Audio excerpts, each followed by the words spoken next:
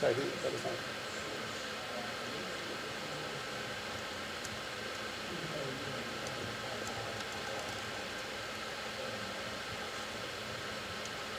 It's right. It'll go down to DirectX 7, but this is the boss's crappy PC. First of all, this is not a super fancy machine. I don't know. You need a gig of RAM and a P4.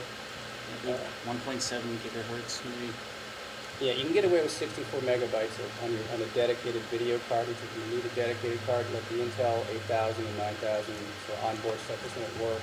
But you really want 128. And it just gets better when you go up from that. In the back. Yeah, are you using the same for all your capabilities? Do you use the same 3D engine, or between the game, do you use a different one? No, we use the same engine. It's all source, at least lately.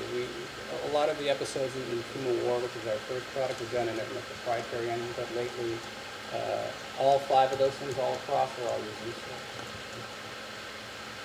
So yeah, we're kind of a half-life. Yeah, go ahead.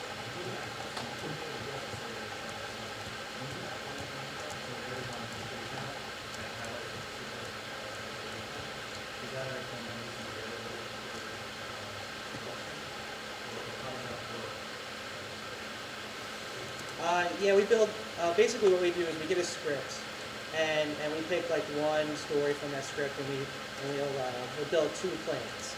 And then those planes will be available during that mission, and later on, we'll change it up so that the planes can exist in all the maps.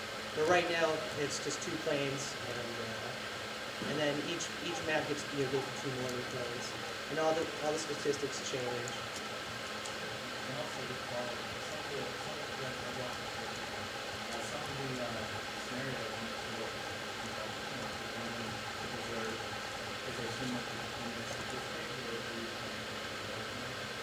Yeah, we haven't really gotten into the teamwork.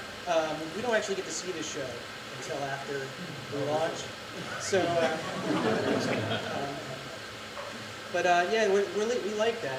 We're interested in doing stuff like that. So, but our development time is really short, so it would have to be something we could think of and make it down. Right. So the thing is, though, that you should know, though, that the primary game mode is team, whatever you want to call it, team deathmatch. It's the U.S. typically versus whoever the bad guys happen to be. So if people want to organize themselves into teams, you're naturally doing that. What we're trying to do is kind of choreograph it, and start people close to where they take off. And there's a lot of things you can do. So you don't wait, or wait until you have enough people for the whole, for that whole arrangement of fighters. Get the right number on the Japanese side, say, there's an exhibit theater, and kind of set it all up. We haven't done a sort of a multiplayer story choreographed mode yet. We have done missions where, like Team Red would have to try to take down a U.S. destroyer, while Team Blue is trying to defend the destroyer, and then same with B-17 bombers. So we try to. So it's not always deathmatch. We try to come up with a goal. It depends on what the script, what kind of stories the script has. We're currently working on radar. So we're having the trouble of working in a. We have to make a night map. So like night maps is pretty much black. So we got to try to make the black look pretty, and then have like the abilities to actually like fly around and actually use radar, and then think about, well, if we did radar like real World War II airplanes radar, we would just have this like grid with like a bunch of lines that say, there's people there. But if we have a server of 32 people, like you're not going to be able to use it.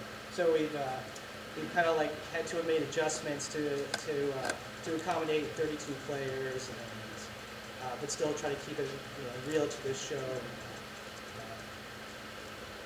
So what's this video? Is this the Lappy one? Yeah. Explain that in one sentence. Well, I'm on the American team, but this is one of the ones where there is an objective. If you were on the Japanese team, you'd be going after this ship. He'd be shooting, he'd be shooting guns at you. You'd get blown up most of the time coming at him, and if you hit him enough time, your team wins. Right. And if you defend him for the... You just hit your own ship. I missed, actually. And So Vadim is providing cover, and this is right out of the History Channel show. There was the USS Laffey, a very famous, historical episode. It was hit 6 or 7 times by kamikaze fighters, dive bombers, and other stuff, and it didn't sink. It's one of these great, stories that the History Channel covers. And I guess were those Mustangs, were those? Corsairs? Corsair, sorry, got there, kind of late, but in time enough to take out a lot of the Japanese attackers. And you play that out to a certain extent. Yeah, I'm going at the yellow ship and hoping the red dot doesn't kill me. Oh, so now you're bad guy. Yeah, Yeah. go ahead.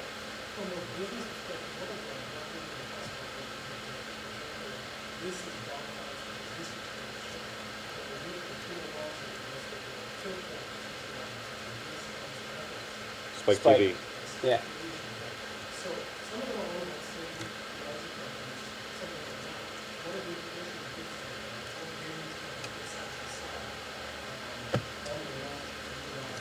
Yeah. Well, the short answer is we try and protect ourselves, and we won't unless we're desperate or it's huge. I don't know, like some huge game, or huge property.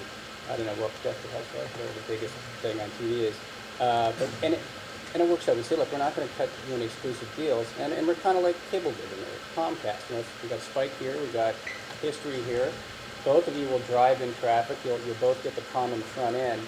And hopefully there'll be some cross-pollination. And the one thing we do is, you didn't see it, but if you came up from Spike, your whole front end would be branded Spike.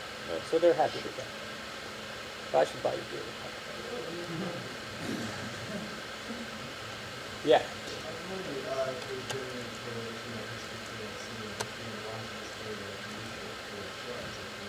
It's triple. No. Well, a fun little fact is Shootout, the game is actually more popular than the show, which I believe is canceled now. Right. I'm not sure. I don't know if that's measurable. And I used to talk to Keith, the CEO of the company, because he's with those people all the time. I know they're happy with it. Also, in that front end, we'll have links back to their website and to their the History Legends to go back to their store, the history.com/store, whatever it is. And Spike was promoting something else, so that they like that. So there is a certain amount of traffic, at least back to the cable station's website, which is pretty significant. Vis-a-vis the percentage of people who download. So they like that. There's whole, their web groups like that. I don't have any statistics necessarily, but a certain number of people are going to find the game first, and then it'll say when you die, watch the show. Right. So we're hoping some people will make that conversion. Right. And we know, I was telling Wade, anecdotally, that a lot of people are coming in from Dogfights because it just has a bigger audience, and we can see them going off to Kill Point. So maybe that, I don't know, but that might build awareness in those Dogfights people about this kind of obscure show on Spike TV. Is that it? Excellent. Okay. So, Richard, all right. Thank you. Good job. So it looks like the snacks are pretty much gone. Sorry. We do have this room for about 15 or 20 more minutes if you guys want to hang out and exchange cards. Otherwise, I know most of us are going to be headed over to the bar that's on the back of your handout. One more round of applause for Games Made in New York City.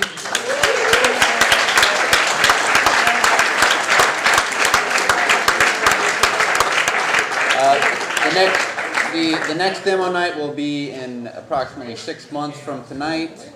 The next IGDA NYC event will be in 2 months. So if you're not on the mailing list, you should sign up and we'll announce details of that event there. Thanks a lot for coming.